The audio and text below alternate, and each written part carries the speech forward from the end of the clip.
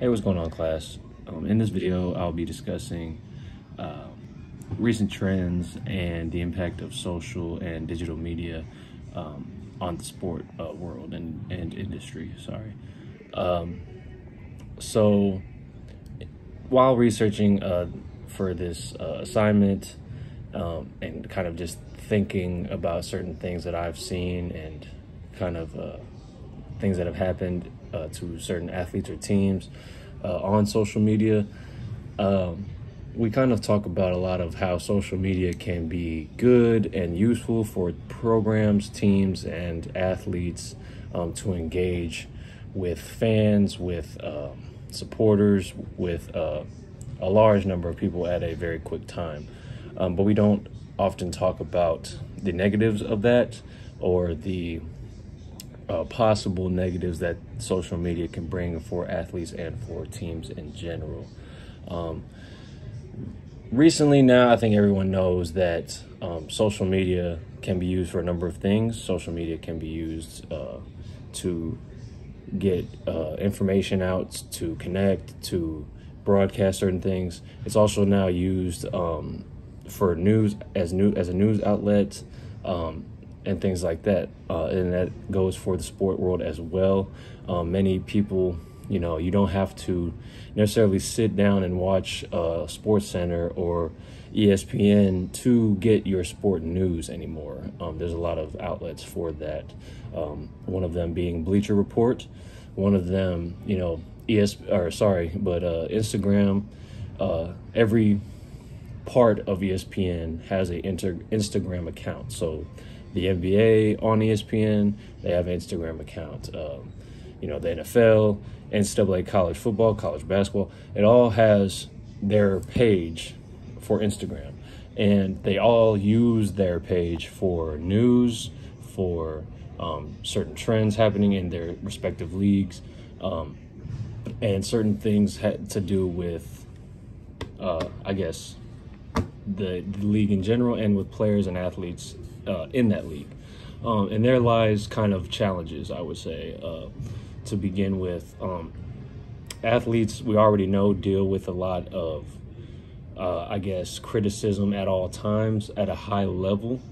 And social media is no shortage. There is no shortage of that. And many times for many athletes, it's a large amount of, hateful messages and critiquing, and just overall a negative, vibe, a negative sort of environment for athletes at times. And we've seen athletes in the recent history kind of fall into pit traps and fall into certain things on social media. One example is Kevin Durant recently, just as far as a couple years ago, was found to be making burner accounts, making accounts that are under a different name, don't have any pictures of him or anything like that. And he would go on these sort of outlets, like NBA, on ESPN, NBA, ESPN, Instagram account, or, certain things, and go to posts that are about him, and go and comment on those posts, and kind of get into back and forth arguments with people that are talking bad about him. At the time, people thinking they're arguing with a random person is actually arguing with the person that they're talking about. In this case, it was Kevin Durant. And we've seen, person like LeBron James get a lot of criticism and have a lot of backlash for things that he says on Twitter.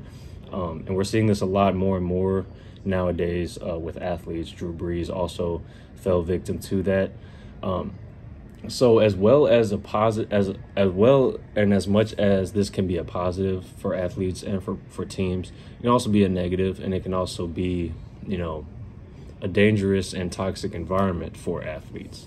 And they have to be careful with their choice of words, with their actions on social media and so forth. We see, a lot of people, they do certain things that, can be looked as a good thing on Instagram, or do certain things that can be looked at, you know, from one glance and be like, that's kind of cool, but in a professional setting, it may not be very good for you. And one person who was a former athlete and was currently on ESPN as a basketball analyst, Paul Pierce, recently was fired from his position due to a post that he made on Instagram. It was a video of him smoking weed, had a stripper behind him dancing, and he was just throwing money and kind of having a good time, which, like I said, many people on Instagram can post that and not really have any backlash or problems. But because of the person that he is and the position that he has been in his entire life, you know, and the position that he was currently in with a, you know, worldwide sports news kind of outlet, that got him in a lot of trouble.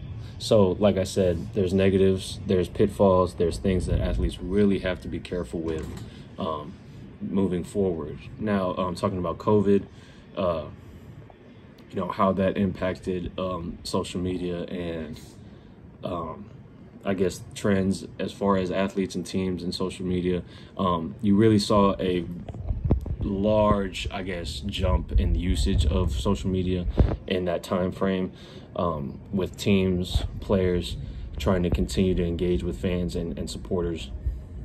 You saw at one point when COVID was really, you know, reigning supreme, still really powerful, really a big deal, and college football was beginning to, you know, almost lose one of its seasons, or a season, due to it. Social media was a big help for players being advocates to continue to play. Trevor Lawrence, a star player at the University of Clemson, who is now a pro football quarterback for the Jacksonville Jaguars, at the time was one of the biggest, or if not the biggest, college football star, you know, in the nation at this time. And he used social media with the quote, "Let us play."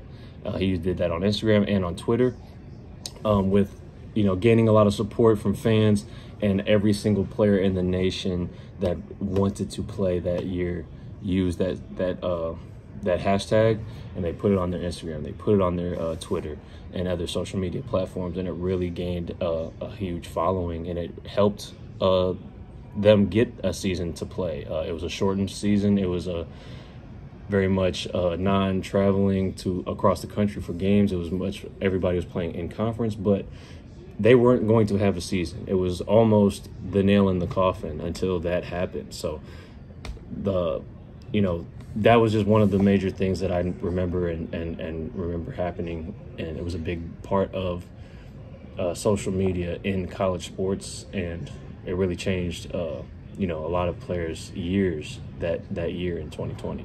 So, but that's all I got, guys. Yeah.